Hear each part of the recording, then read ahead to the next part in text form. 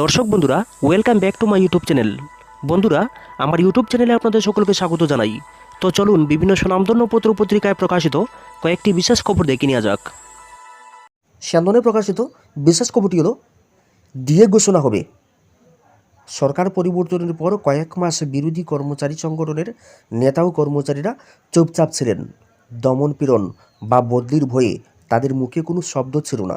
কেউ কেউ আবার শাসক দলের সাথে মিলে কাজকর্ম করতেও শুরু করেছিলেন। আবার কেউ কেউ বাম ছেড়ে গেরুয়া নামাবলী গায়ে চড়িয়ে নেওয়া হয়েছে। এখন খোলস ছেড়ে বের হতে শুরু করেছেন তারা। তবে এটাও ঠিক, অতি বাম নেতারাই এখন অতি গেরুয়া।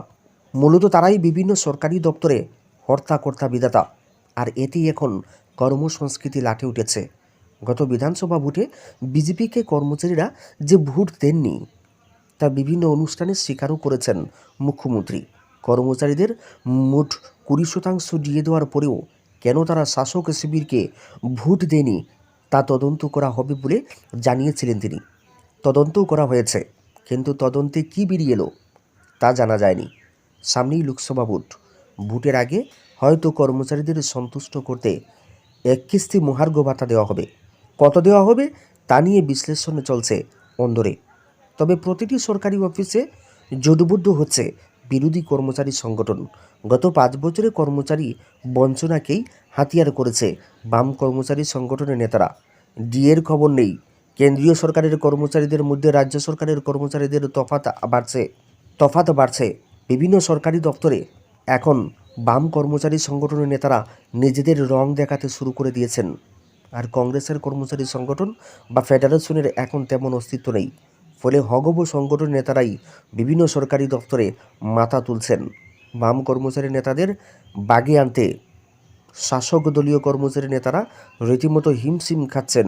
বদলির ভয় দেখিয়েও তাদের বাগে আনা যাচ্ছে না। আবার শাসক শিবিরে দুটি সংগঠন ক্ষমতা প্রদর্শনের লড়াই চলছে। সম্প্রতি রামের মাহাত্ম্য প্রচারের মিছিল ডেকে বিচারমঞ্চ নিজেদের অস্তিত্বের জানান দিচ্ছে। শাসক শিবিরের দুই কর্মচারী সংগঠনের লড়াইয়ে অফিসগুলোতে কর্মসংস্কৃতি এক প্রকার লাটে উঠেছে। ভোটের আগে আগরতলার নেতাজি চৌমুহনীস্থিত পূর্ত দফতরের অফিসে আচমকা হাজির হয়ে কর্মসংস্কৃতির যে নমুনা দেখলেন তাতে হতবাক খোদ মুখ্যমন্ত্রী। মন্ত্রী সুধাংশু দাস বিভিন্ন অফিসে গিয়ে কর্মসংস্কৃতির হাল দেখে রেগেমেগে আগুন হয়েছিলেন। দৃশ্য সরকারি প্রায় প্রতিটি দপ্তরেই, বলা যায় সব অফিসেই এখন বিরোধীরা শক্তিশালী হয়ে উঠেছে। কিছু কর্মচারী উপর দিয়ে সঙ্গের সঙ্গে থাকলেও তলে তলে তারা বিরোধী শক্তিকেই অক্সিজেনের যোগান দিচ্ছেন। নেহরু কমপ্লেক্সে স্বাস্থ্য দপ্তর, প্রাণী সম্পদ বিকাশ দপ্তর, খাদ্য দপ্তর, অরণ্য ভবন থেকে শুরু করে প্রতিটি দপ্তরেই এখন একই চিত্র। সচিবালয়, রাজভবন, শিক্ষা ভবন, জেলা শাসকের কার্যালয়, মহকুমা শাসকের কার্যালয় সর্বত্র চলছে গোপন বৈঠক। অরণ্য ভবনে শাসক দলের বড় কর্মচারী নেতা বিশ্বজিৎ পালকে দুর্নীতির অভিযোগে কয়েক মাস আগে অমরপুরে বদলি করা হয়েছে। কিন্তু অরণ্য ভবনের ঘোটালায় জড়িত মূল রাঘব বোয়ালরা আছেন বহাল তবিয়তে। অরণ্য ভবন থেকে আরও 2 নেতা নেত্রীকে অন্যত্র সরিয়ে দেওয়া হয়েছে। অরণ্য ভবনে এক চুনুপুটি নেতা ভয়ে দিশেহারা হয়ে আবুল তাবুল বকছেন। সবাইকে ভয় দেখাচ্ছেন বদলির। ডাইন হার্নেসে চাকরি পাওয়া করণিক এই নেতার বাড়ি আবার আগরতলা রেল স্টেশন এলাকায়। তিনি নাকি আবার বকলমে অফিস সেক্রেটারি। নিজ দলের কর্মীরাই তার বিরুদ্ধে কথা বলছেন। ক্ষোভে ফুঁসছেন সকল স্তরের কর্মীরা। তার দলের কর্মীরাও এখন তার সঙ্গ দিচ্ছেন না। অন্য অফিসগুলোতেও তার মতো কিছু নেতা এখন দিশেহারা হয়ে উঠেছেন। 2018 সালের মধ্যে এখন আর কর্মচারীরা যে সরকারের সাথে নেই তা নেতারা বুঝতে পারছেন। কেউ কাউকে বিশ্বাস করতে পারছেন না। এদিকে কাজ জানা লোকদের অধিকাংশই হলো বিরোধী শিবিরের। 2018 সালে বামেরা ক্ষমতাসীন হওয়ার পর কাজ জানা লোকদের অনেকেই অন্যত্র বদলি করা হয়েছিল। এতে সব অফিস লাটে উঠেছে। শেষে বাধ্য হয়ে আবার সেই কর্মচারীদের ফিরিয়ে আনা শুরু হয়েছে। ফায়ার সার্ভিস সংলগ্ন সংঘ অফিসেও এখন আর আগের মতো ভিড় দেখা যায় না। তার উপর বিবেকানন্দ বিচার মঞ্চ রয়েছে, গদির উপরে বিস্ফোরার মতো। এদিকে শাসক দলের একাংশ কর্মচারী নেতারা দুর্নীতিতে ডুবে গিয়েছেন। বদলির বিনিময়ে কামাই কোটি কোটি টাকা। প্রায় সব অফিসে কান পাতলেই শোনা যায় দুর্নীতির কথা। মুখ্যমন্ত্রী এবার প্রকাশ্যে বদলির বিরুদ্ধেই কথা বলছেন। মুখ্যমন্ত্রীর বক্তব্য অনুযায়ী কাজ জানা লোকেদের অবশ্যই প্রধান অফিসে থাকতে হবে। এছাড়া মুখ্যমন্ত্রী বলেছেন তারা সরকার বদলিতে বিশ্বাস করে না, বাড়ির কাছে থেকে যাতে কর্মচারীরা অফিস করতে পারেন সেই বিষয়ে গুরুত্ব আরোপ করেছিলেন মুখ্যমন্ত্রী। সব মিলিয়ে সরকারি দপ্তরগুলোতে লাটে কর্মসংস্কৃতি, আর এর খেসারত দিচ্ছেন সাধারণ জনগণ। জেলা স্তরে সংগঠন সাজাতে কংগ্রেসের কমিটি। আসন্ন লোকসভা নির্বাচনকে সামনে রেখে কংগ্রেস দল রাজ্যে সংগঠনের তৎপরতা বৃদ্ধির লক্ষ্যে বিভিন্ন কর্ম পরিকল্পনা গ্রহণ করেছে। ইতিমধ্যেই প্রদেশ কংগ্রেসের পূর্ণাঙ্গ কমিটি ঘোষণা করা হয়েছে।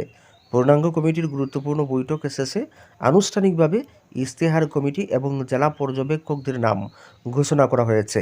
লোকসভা নির্বাচনকে পাখির চোখ করে প্রচারে নামতে চাইছে কংগ্রেস। সম্প্রতি প্রদেশ কংগ্রেসের পূর্ণাঙ্গ কমিটির ঘোষণা হওয়ার পর এবার ম্যানিফেস্টো কমিটি এবং জেলাভিত্তিক পর্যবেক্ষকদের দায়িত্বপ্রাপ্তদের নাম ঘোষণা করা হয়েছে। দলীয়ভাবে ইশতেহার কমিটি গঠন করা হয়েছে। তাতে চেয়ারম্যান হিসেবে রয়েছেন মানিক দেব, অন্যান্য 7 জন রয়েছেন সদস্য। পাশাপাশি দল ভেবেচিন্তে জেলার দায়িত্ব জেলা পর্যবেক্ষকদের হাতে অর্পণ করেছেন। ধর্মনগর জেলার সাধারণ সম্পাদক হয়েছেন তরুণ সাহা, সম্পাদক ইন্দ্রজিৎ পাল ও শিখা দেব পাল। কৈলাসহর জেলার সাধারণ সম্পাদক করা হয়েছে আব্দুল বচিত চৌধুরী, সম্পাদক সত্যবান দাস, চয়ন ভট্টাচার্য। আমবাসা জেলার সাধারণ সম্পাদক হয়েছেন শম্ভু কুমার জমাতিয়া, সম্পাদক কিপেশ রায়। তেলিয়ামুড়া জেলার সহসভাপতি হয়েছেন মদন সাহা, সম্পাদক হয়েছেন তাপস দাস এবং কার্তিক দেবনাথ। সদর জেলার সাধারণ সম্পাদক হয়েছেন প্রশান্ত সেন চৌধুরী, সম্পাদক হয়েছেন রাধেশ্যাম সাহা, বিমল বর্মন, সঞ্জীব সূত্রধর এবং শান্তিপ্রিয়া ভট্টাচার্য।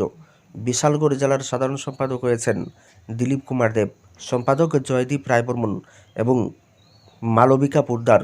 সোনামুড়া জেলার সহসভাপতি হয়েছেন SM দাস, সম্পাদক হয়েছেন রুসেন আলী সুব্রত সরকার। উদয়পুর জেলার সহসভাপতি হয়েছেন অশোক দেববর্মা এবং সম্পাদক হয়েছেন মৈত্রী দেব, সম্পাদক কমল দেওয়ান ও সঞ্জীব ভট্টাচার্য। বিলুনিয়া জেলার সহসভাপতি হয়েছেন শঙ্কর মল্ল, সাধারণ সম্পাদক হয়েছেন মিলন কর এবং সম্পাদক হয়েছেন বাবুল মজুমদার। মাফিয়া দৌরাত্ম্য বন্ধে আইন আসছে রাজ্যে। মাফিয়া মুক্ত রাজ্য গঠন করার ডাক দিয়েছেন মুখ্যমন্ত্রী ডাক্তার মানিক সাহা। কিন্তু গত 5.5 বছরে একজন মাফিয়াকেও গ্রেফতার করতে পারেনি পুলিশ। তবে মাফিয়া দৌরাত্ম্য বন্ধে আসছে নতুন আইন। ভারতীয় দণ্ডবিধিতে মাফিয়া নামে কোনো শব্দ নেই, মাফিয়া কার্যকলাপ বলে কোনো অপরাধের বিধি নেই। আর সেই কারণেই আসছে নতুন আইন। সদ্য সমাপ্ত রাজ্য বিধানসভা অধিবেশনে এই তথ্য দেওয়া হয়েছে। আইন আরও কঠোর করা হচ্ছে। Tripura control of unlawful and organised crime act নামে নতুন আইন এবং ত্রিপুরা সিকিউরিটি অ্যাক্ট নতুনভাবে প্রণয়নের প্রস্তাব রাজ্য স্বরাষ্ট্র দপ্তরের বিবেচনাধীন আছে বলে রাজ্য বিধানসভায় জানানো হয়েছে। একজন মাফিয়াকে গ্রেফতার না করা গেলেও বিগত 3 বছরে আইনের প্রতিরোধমূলক ধারা অনুযায়ী বিভিন্ন সমাজবিরোধীদের বিরুদ্ধে মোট 328টি প্রসিকিউশন রিপোর্ট দাখিল করা হয়েছে। মুখ্যমন্ত্রী নিজেই রাজধানীর এক অনুষ্ঠানে বলেছিলেন জায়গা বিক্রি করলে টাকা দিতে হবে, এ কোন সংস্কৃতি? মুখ্যমন্ত্রী সমীপিসু কার্যক্রমে মুখ্যমন্ত্রী ডাক্তার মানিক সাহার কাছে গিয়ে জমি মাফিয়াদের বিরুদ্ধে অভিযোগ জানিয়েছেন বেশ কয়েকজন। উল্লেখ করা যেতে পারে সারা রাজ্যে জমি মাফিয়াদের দৌরাত্মে নাভিশ্বাস অবস্থা সাধারণ মানুষের। মুখ্যমন্ত্রীর সমীপিসু কার্যালয়ে প্রতি সপ্তাহে ভুক্তভোগী মানুষ এই বিষয়ে অভিযোগ করেন। তবে জমি মাফিয়াদের বিরুদ্ধে যে প্রশাসন কঠোর ভূমিকা নেবে তা বলাই বাহুল্য। জমি মাফিয়াদের বিরুদ্ধে নির্দিষ্ট অভিযোগ থাকলেই কঠোর ব্যবস্থা নেওয়া হবে। এখন তো কিছু ক্লাব প্রকাশ্যে জমির দালালিতে নেমেছে। শহর দক্ষিণাঞ্চলের কিছু ক্লাবের হুলিয়া জমি কেনা বেচা করতে হলে তাদের দিতে হবে কমিশন। জমি বিক্রি করলে বিক্রেতাকে গন্ডা প্রতি দিতে হবে 10,000, আর যিনি কিনবেন তাকে দিতে হবে গন্ডা প্রতি 30,000। অবশ্য রাজধানীতে ক্লাবকে হাতিয়ার করে জমি ব্যবসা এখন কুটির শিল্পের রূপ পেয়েছে। প্রতিবাদী কলমে প্রকাশিত বিশেষ খবরটি হলো চালের দাম নিয়ন্ত্রণে খোলা বাজারে বিক্রির সিদ্ধান্ত কেন্দ্রের। খারিফ মরশুমে শস্যের ফলন ভালো হয়েছে, যোগান পর্যাপ্ত। তারপরেও চালসহ নানা ফসলের দাম কিছুতেই নিয়ন্ত্রণ সম্ভব হচ্ছে না। সেই কথা মেনে নিয়েই খোলা বাজার ও রেশন দোকান মারফত ভর্তুকিতে চাল ও বাকি ফসল বিক্রির সিদ্ধান্ত নিয়েছে কেন্দ্রীয় সরকার।